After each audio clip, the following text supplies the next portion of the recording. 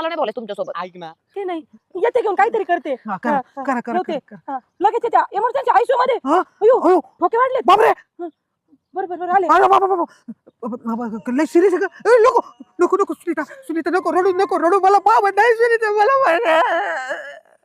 नाही रडणार ना तू बस का तेवढे? अगं बरं ऐक ऐक काय करते तू ठोके वाढले होते. ठोके ऐक या फार ऊन आहे का?